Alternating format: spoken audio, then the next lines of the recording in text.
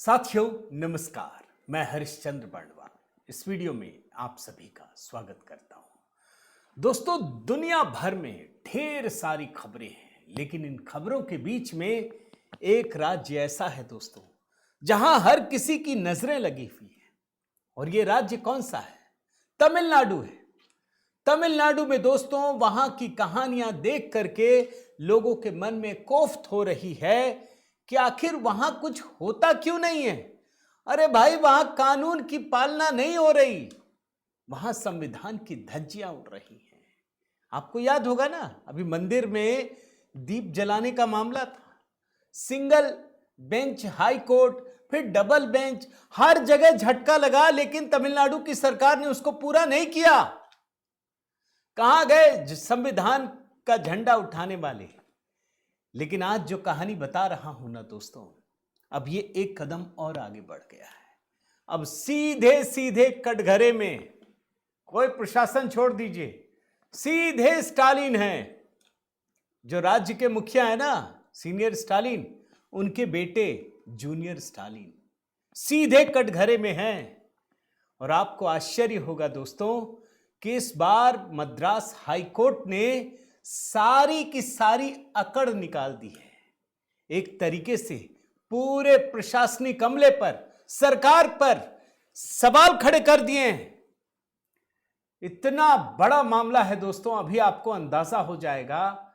इतनी बड़ी बात कही है जिसके बाद सीधे स्टालिन का जेल जाना तय है। अच्छा, ये मामला जिस तरीके से आगे बढ़ रहा है ना दोस्तों, ये हेट स्पीच का मामला है। मैं आपको बता देता हूं, सुप्रीम कोर्ट की भी गाइडलाइंस है और कैसे वो जेल जा सकते हैं। सीधे स्टालिन की बात बता रहा हूं। आज के वीडियो में यही डिकोड करने जा रहा हूं। और तब लगता है दोस्तों कि जिस तरीके से भारतीय जनता पार्टी की सरकार बहुत संभल कर काम कर रही है, बस अब ज्यादा दिन नहीं, ये स्टालिन की सरकार जो है ना, वो चंद महीने की मेहमान है, इसके बाद खत्म होना लगभग तय है। तो आज एक हाई कोर्ट से निकली हुई बहुत ही विशेष कहानी, जिसका कल ही फैसला आया है, मैं उस कहानी को डिकोड कर रहा हूं दोस्तों। आज एक और चीज छोटी सी दिखाऊंगा कि कैसे कपिल सिब्बल के तोते उड़ा दिए दिल्ली हाई कोर्ट में। बहुत छोटी कहानी, वो भी आपको दिखाऊंगा। मेरा निवेदन है दोस्तों, जरूर कमेंट कीजिएगा। और कमेंट इसलिए भी कीजिएगा क्योंकि तमिलनाडु हाईकोर्ट ने यह बात कही है डीएमके के लिए कि आपने हिंदू धर्म के खिलाफ जो काम किया है, वो अपने आप में एक हेट स्पीच की तरह है। तो पहला कमेंट दोस्तों, जय सिया राम जरूर लिखिएगा। बाकी मेरा व्हाट्सएप नंबर है दोस्तों, मेरे व्हाट्सएप ग्रुप से जुड़ना चाहें मुझे मैसेज कर दीजिएगा, जय सिया राम लिखकर भेज दीजिए। जो नया गीत है जी राम जी वाला, वो कमेंट में पिंड है। आइए शुरू करते हैं। पहले तो मैं आपको बता दूं दोस्तों, मद्रास हाईकोर्ट की मदुरई बेंच, वहां सुनवाई हो रही थी। जस्टिस का नाम है जस्टिस एस श्रीमती। केस क्या है? अमित मालवीय, जो भारतीय जनता पार्टी के मीडिया सेल के हेड हैं, उन पर एफआईआर की गई थी, उस पर सुनवाई थी। पिटिशनर अमित मालवीय बनाम तमिलनाडु राज्य, लॉयर अमित मालवीय के हैं एन अनंत पद्मनाभन। अब इस हेडलाइन को पढ़िए। हिंदू धर्म पर हमला, डीएमके पर भड़का हाईकोर्ट, उदयनिधि के सनातन बयान को हेट स्पीच माना। आप सोचिए, यह मामला क्या है जानते हैं दोस्तों? भाई, उदयनिधि स्टालिन ने एक बार बयान दिया था, आपको याद है ना, हिंदू धर्म के खत्म करने का, सनातन धर्म को उन्मूलन करने का। उस पर अमित मालवीय जी ने एक ट्वीट किया। उस पर जाकर अमित मालवीय के खिलाफ एक एफआईआर दर्ज कर लिया गया।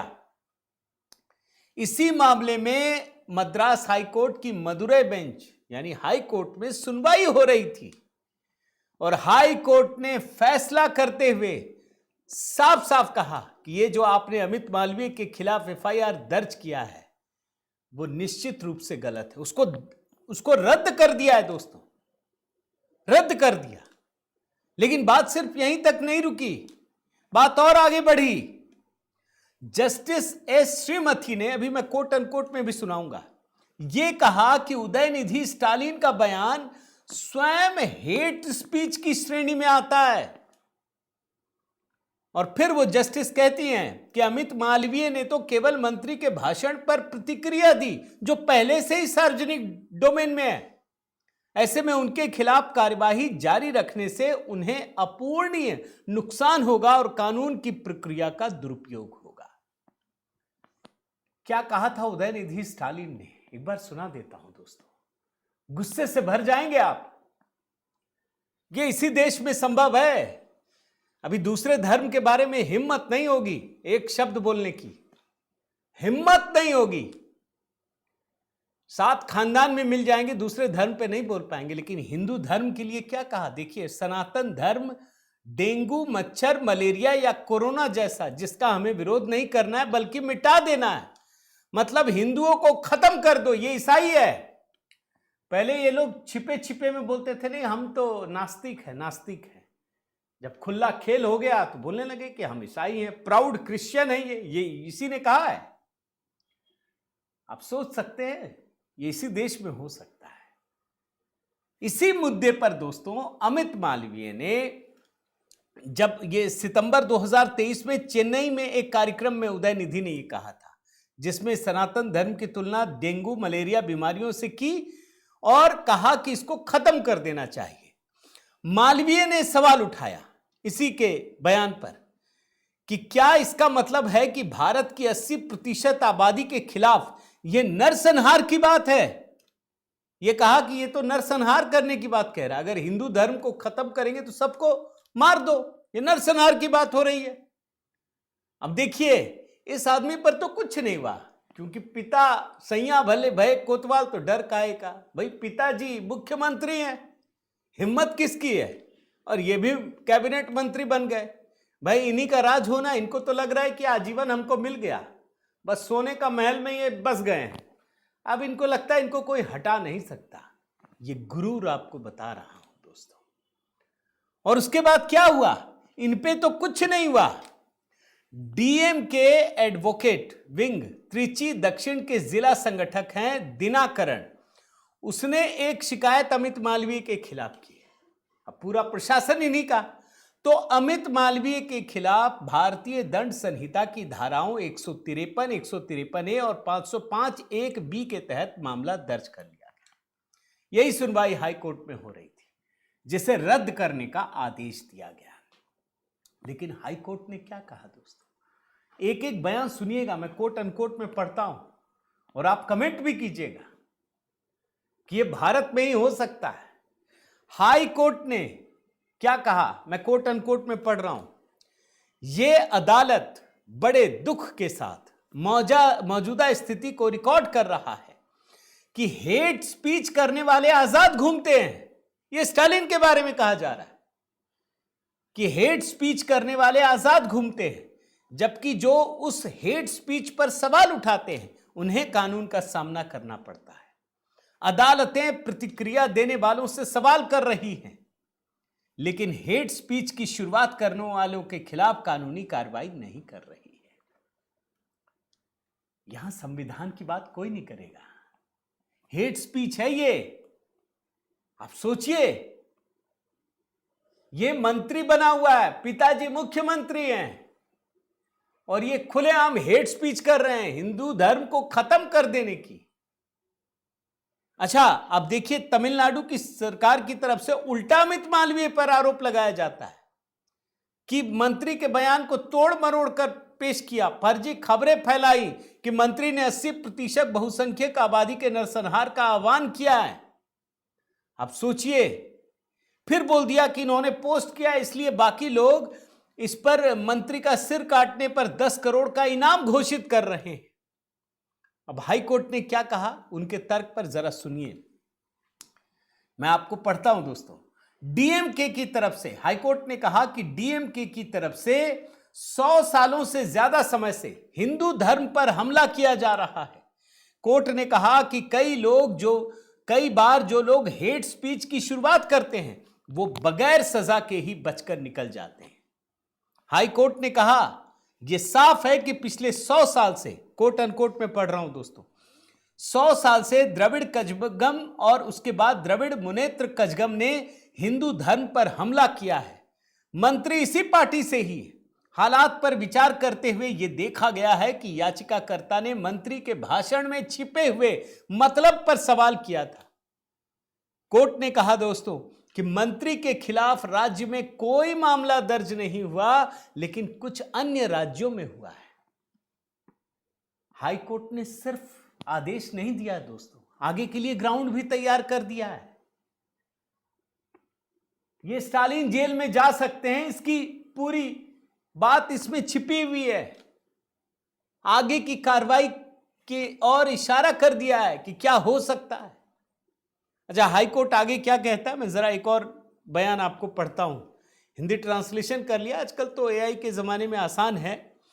मंत्री का बयान पूरी तरह से 80% हिंदुओं के खिलाफ है, जो हेट स्पीच के दायरे में आता है। मंत्री उसी विरासत का प्रतिनिधित्व करते हैं, इसलिए उस पृष्ठभूमि के आधार पर मंत्री का बयान हेट स्पीच ही है। याचिकाकर्ता जो एक सनातनी है, वो इस तरह के हेट स्पीच का शिकार है और उसने केवल हेट स्पीच से सनातन धर्म का बचाव किया है। अब इससे ज्यादा अगर कुछ खुल के हो सकता है दोस्तों, तो आप बताइए। यह हाई कोर्ट के फैसले की बात बता रहा हूं आपको, इससे ज्यादा खुलकर क्या हो सकता है, और वो भी चुनाव के समय। तमिलनाडु के हिंदुओं के जागने का समय है।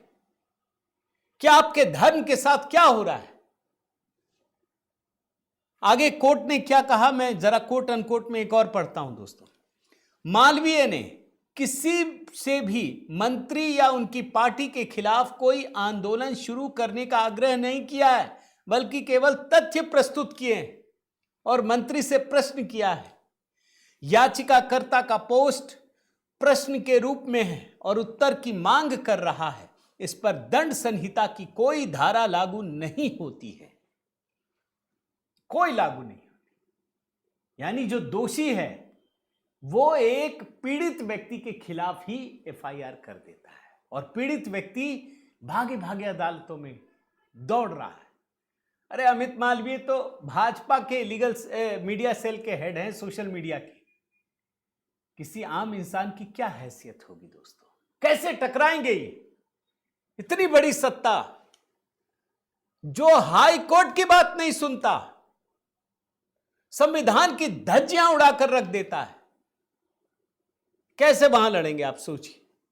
और कोर्ट की टिप्पणियां आप समझिए, अभी मंत्री का बयान इकोसाइड, फैक्टोसाइड और कल्चरिसाइड जैसे हैं। हाईकोर्ट कहता है इसमें ओझिप्पू का भी एक अर्थ आता है। मैं आपको कोट अनकोट में एक लाइन पढ़ता हूं, जरा सुनिएगा दोस्तों। मैंने ये निकाला है, इसका हिंदी किया है। कोर्ट ने क्या कहा है?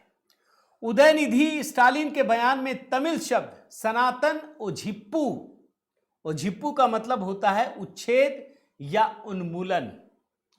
उदयनिधि स्टालिन के बयान में तमिल शब्द सनातन ओझिप्पू का प्रयोग किया है, ना कि एथिरुप्पू, मतलब खत्म कर दो ये कहा गया है, विरोध नहीं किया गया है। और ओझिप्पू का अर्थ किसी चीज को पूरी तरह से समाप्त करना होता है। यदि इसे सनातन धर्म पर लागू किया जाए तो इसका आशय यह है कि इस धर्म के अनुयायियों के अस्तित्व को समाप्त करने से भी जोड़ा जा सकता है। और क्या होता है? जेनोसाइड। आगे कोर्ट ने कहा ऐसे संदर्भ में यह शब्द इकोसाइड, फैक्टोसाइड, कल्चरिसाइड जैसे गंभीर अर्थों तक जाता है, और इसी पृष्ठभूमि में मालवीय की पोस्ट को हेट स्पीच नहीं कहा जा सकता है। अब भाजपा को थोड़ी ताकत मिली है, भड़क उठी है भाजपा। अब भाजपा क्या कर रही है जरा सुनिए। मैं तो हैरान होता हूं दोस्तों। अरे दुनिया की सबसे बड़ी पार्टी है ना, क्या करना चाहिए मैं बताता हूं आपको। भाजपा ने कड़ी प्रतिक्रिया दी है कि क्या उप मुख्यमंत्री स्टालिन माफी मांगेंगे? पिताजी मुख्यमंत्री, ये उप मुख्यमंत्री, बाकी दुनिया जाए भाड़ में, और हिंदू तो खत्म ही करना है उनको। ये बोल रहे हैं कि क्या माफी मांगेंगे? क्या ये माफी मांगने का मामला है? आप सोचिए दोस्त। एक और ट्वीट भी है, ये भी देख लीजिए। माफी मांगेंगे? आप सोचिए, माफी मांगने का मामला है। अरे एक और एफआईआर, आप एफआईआर नहीं हो सकता तो कोर्ट में फिर जाइए। क्यों जाइए? बोलिए कि ये हेट स्पीच है, इसको गिरफ्तार करना चाहिए, एफआईआर करवाइए। कैसे करवाएंगे ये भी आपको बता देता हूं, ये भाजपा वालों तक भेज दीजिएगा, उनको शायद ना पता हो तो मैं आपको बताता हूं। ये वाली रिपोर्ट देखिए दोस्तों, क्या है? 14 जुलाई 2025 पिछले साल की है। क्या लिखा है? हेट स्पीच पर सुप्रीम कोर्ट का केंद्र और राज्यों को सख्त निर्देश, नफरत फैलाने वाले कंटेंट बर्दाश्त नहीं किए जाएंगे, तुरंत लगाम लगाएं। पिछले साल दोस्तों जुलाई महीने में सुप्रीम कोर्ट ने केंद्र और राज्य सरकारों को हेट स्पीच पर सख्त निर्देश दिए। ये कहा कि जो ऐसे भाषण देता है उसको सख्ती से लीजिए, गंभीरता से लीजिए, तत्काल कार्रवाई कीजिए। और सबसे बड़ी बात क्या है? किसी शिकायत का इंतजार मत कीजिए कि कोई शिकायत करेगा तब हम एफआईआर करेंगे। स्वतः संज्ञान लेकर एफआईआर दर्ज होनी चाहिए और दोषियों के खिलाफ कार्रवाई होनी चाहिए। मैं सुप्रीम कोर्ट का फैसला बता रहा हूं दोस्तों। क्यों स्टालिन के खिलाफ? सिर्फ आप चले जाइए हाई कोर्ट, दिखाइए कि ये सुप्रीम कोर्ट ने कहा है, सारे अधिकारी नप जाएंगे। रहना भारत के संविधान में ही है उनको, अभी वो अलग नहीं हुए हैं और हो भी नहीं पाएंगे। भारत का संविधान ही वहां चलता है। अच्छा, सुप्रीम कोर्ट ने एक और बात कही, वो भी देखिए क्या कहा है। अप्रैल 2023 में जस्टिस के एम जोसेफ और बीवी नागरत्ना, इनकी बेंच सुनवाई कर रही थी कि नफरत फैलाने से धर्मनिरपेक्ष ताने बाने को खतरा है, तुरंत रोक लगना चाहिए। अगर खुद से संज्ञान लेकर एफआईआर दर्ज नहीं करेंगे तो इसे सुप्रीम कोर्ट की अवमानना माना जाएगा। क्या लिखा है? हेट स्पीच में बिना शिकायत एफआईआर दर्ज करें, एससी का सभी राज्यों को निर्देश। देरी हुई तो इसे कंटेम्प्ट ऑफ कोर्ट माना जाएगा, यानी कंटेम्प्ट ऑफ सुप्रीम कोर्ट माना जाएगा। कितना बड़ा मामला है। और सुप्रीम कोर्ट ने यह भी कहा है सबको कि खुद से आप आईपीसी की धारा 153A, 153B, 295A, 505 स्वतः संज्ञान लीजिए, एफआईआर दर्ज कर दीजिए। अब हाईकोर्ट ने तो कह दिया है दोस्तों, क्या बनता नहीं है? वहां के डीएम को, अधिकारियों को, डीजीपी को, जितने चीफ सेक्रेटरी, सबको बुलाइए, हाईकोर्ट जाइए कि इन्होंने केस दर्ज नहीं किया, ये कंटेम्प्ट ऑफ सुप्रीम कोर्ट है। हाई कोर्ट से ना मिले सुप्रीम कोर्ट चले जाइए। अब तो हाई कोर्ट ने कह दिया है। इस मामले में जाते हैं दोस्तों, अगर 153A के तहत किसी व्यक्ति को दोषी पाया जाए, उस व्यक्ति को 3 साल तक की सजा और जुर्माना से दंडित किया जाता है। आप समझ लीजिए, मतलब ये इतना बड़ा मामला है, ये मैं आपको बता रहा हूं। ये चुनाव नहीं लड़ पाएंगे, स्टालिन का पूरा पॉलिटिकल करियर ही खत्म हो जाएगा। 2 साल की सजा, पॉलिटिकल करियर खत्म, ये होने वाला है। ये इतना बड़ा मामला है दोस्तों, और इसीलिए मैं कह रहा हूं कि तमिलनाडु हाई कोर्ट ने स्टालिन की हेकड़ी निकाल दी है। अभी हाई कोर्ट से टकरा रहे हैं ये लगातार, ये झुकने को तैयार नहीं है, ये कानून, रूल ऑफ लॉ लागू करने को ही तैयार नहीं है। उल्टा काम हो रहा है। मैंने तो बीच में बताया नहीं दोस्तों, जिस मंदिर में दीप जलाने की फैसला दिया, इजाजत दी, जलाने नहीं दिया, उल्टा जो वहां पर मुसलमानों का जो तीर्थ धर्म स्थल है उस पर झंडा फहरा दिया। हाई कोर्ट ने उसको भी गंभीरता से लिया कि हम कह रहे हैं ऐसे जाओ, उल्टा जा रहे हैं। तो ये तमिलनाडु का मामला है दोस्तों। मैं एक संक्षिप्त में दिल्ली हाई कोर्ट का भी बता देता हूं।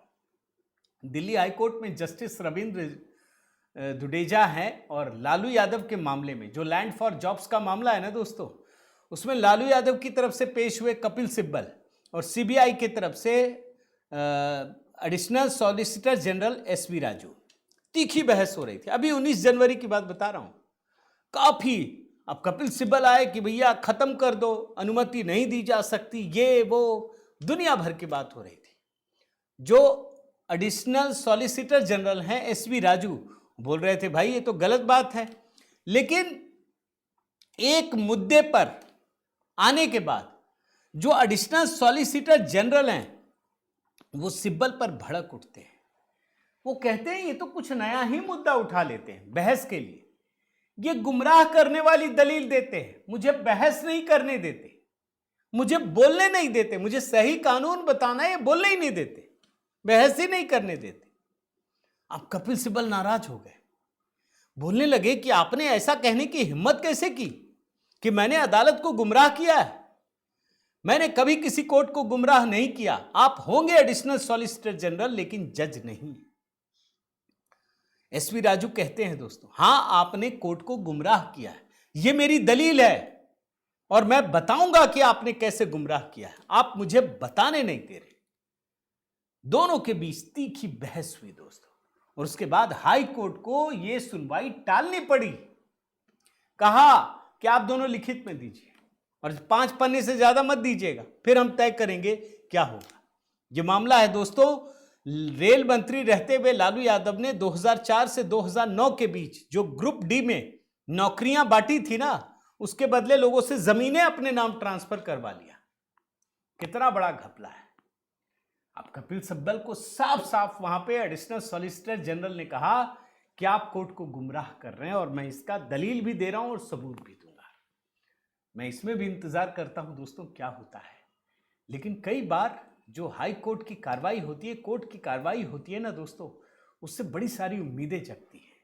अभी तमिलनाडु में तो मामला ऐसा है कि समझ ही में नहीं आता भाई वहां कुछ चलता भी है कानून का राज या नहीं चलता है। लेकिन ये जो नया मामला है जिसमें सीधे स्टालिन फंस रहे हैं ना, इसका असर आने वाले दिनों में आपको दिखेगा दोस्तों। लेकिन तब तक मुझे लगता है, अब राष्ट्रपति शासन की बात तो नहीं करूंगा, चुनाव आ रहा, लेकिन हां भाजपा को फिर से हाई कोर्ट जाना चाहिए, सुप्रीम कोर्ट के फैसले को दिखाना चाहिए। आप कितने सहमत हैं दोस्तों, जरूर कमेंट करके बताइएगा। आपसे निवेदन है कि अगर आपने चैनल सब्सक्राइब नहीं किया है तो जरूर कीजिए, लाइक कीजिए, लाइक करने से मेरी ताकत बढ़ती है दोस्तों। कमेंट, एक कमेंट जरूर, जय सिया राम इतना ही लिख दीजिए। और साथ ही दोस्तों जो हमारा नया गीत है जी राम जी योजना पर कमेंट में पिन कर दिया है, बताइएगा कैसा लगा। बाकी मेरा व्हाट्सएप नंबर आपके पास है, मेरे ग्रुप से जुड़ना चाहें लिखकर भेज दीजिए। बहुत बहुत धन्यवाद, जय सिया राम।